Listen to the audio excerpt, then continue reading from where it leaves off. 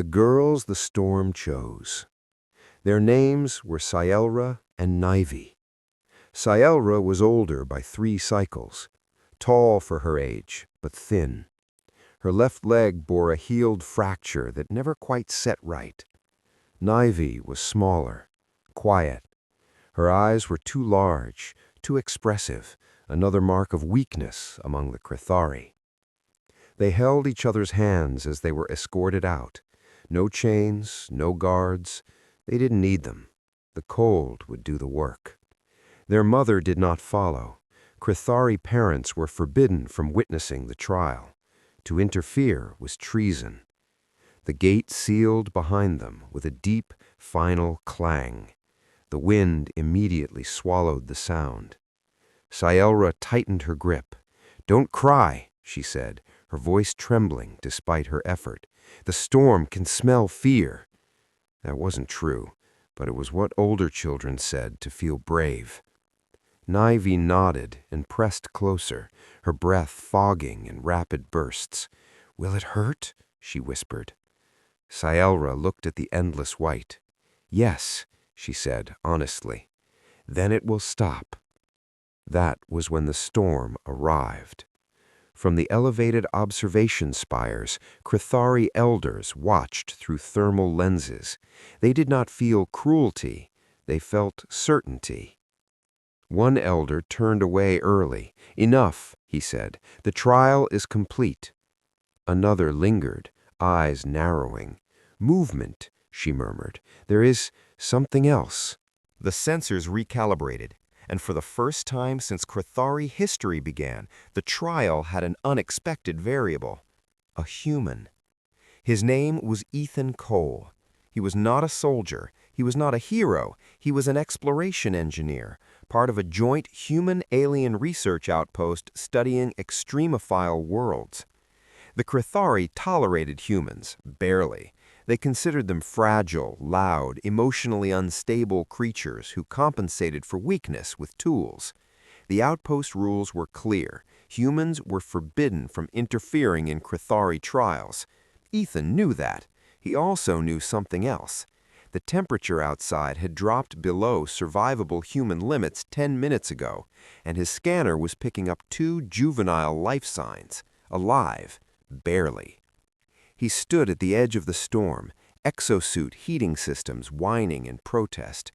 "Control," he said into his comm, voice tight. "I've got 2 kids out here." Static. Then the reply came, cold and procedural. "Crithari trial. Do not engage." Ethan swallowed. He looked at the whiteout, at the faint heat signatures flickering like dying embers, at the math. He didn't hesitate again. Ethan stepped into the storm. The wind hit him like a wall. His boots sank into drifts up to his knees. Ice battered his visor. Every step drained power. He found them huddled against a half-buried rock formation, 2 silver forms shaking violently. Nivy did not scream. She was past that. Scielra lifted her head weakly, eyes unfocused. She stared at the approaching shape. A monster, she thought. Then it spoke. "Hey," the thing said, voice distorted but gentle. "You're okay. I've got you." Scielra tried to speak. No sound came out. Ethan knelt, ignoring the warning alarm screaming inside his suit. He wrapped his arms around them both. They were freezing, not metaphorically, literally dying. He activated emergency thermal blankets, human-made, over-engineered, absurdly inefficient by Crithari standards, and impossibly warm. Nivy gasped as heat touched her skin. Scielra's eyes widened in shock. The human was radiating warmth. Ethan felt his suit's systems strain. He laughed once, breathless. "Yeah," he muttered, "I'm not built for this either." He lifted them, both at once. His suit protested. His muscles screamed. The storm tried to bury them, but humans had crossed worse for less. From the spires, the elders watched in disbelief. "He is interfering," one hissed. "He will die," another said calmly. "The storm will claim him." But it didn't. The human stumbled, fell, rose again. He shielded the girls with his own body. The storm howled louder, as if angry. Ethan's calm crackled. "Ethan, you're past safe limits," a human voice urged. "Turn back." "Negative," he panted. "They're just kids." A Crithari observer slammed a clawed hand against the console. "This is weakness, sentimental madness." Yet her eyes stayed fixed on the screen. The human reached the perimeter gate. It was sealed, of course it was, Crithari law.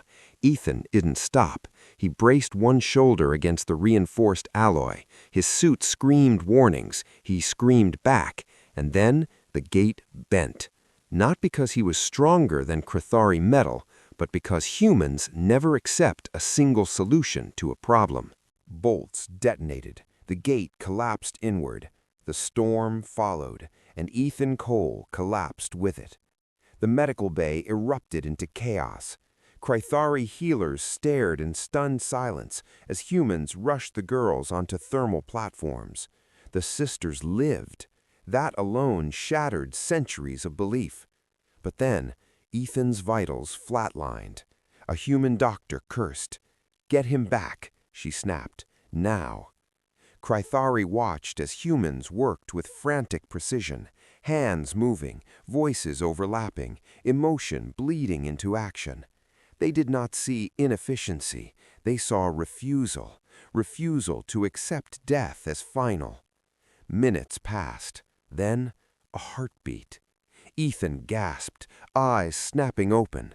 The room went silent. Sailra, conscious now, turned her head weakly. She saw him, the strange, soft creature who burned like a sun. She reached out, her fingers wrapped around his, and in that moment, something ancient and rigid inside the Crithari worldview cracked. The trial was suspended, for the first time in Crithari history. The elders convened, arguments erupted. Mercy breeds weakness. "No," another countered quietly. "Perhaps cruelty blinds us to strength we do not recognize." The sisters were declared alive by human intervention, a new legal category, unprecedented. Ethan faced exile. Instead, he received something else. Nivi refused to let go of his hand. Sailra stood unsteadily and bowed, not in Crithari fashion, in the way she had seen humans do. Ethan smiled, exhausted. "Guess I broke some rules," he said. A Crithari elder studied him for a long moment. "No," she replied slowly. "You revealed a flaw in ours." Word spread, across stations, across fleets, across species.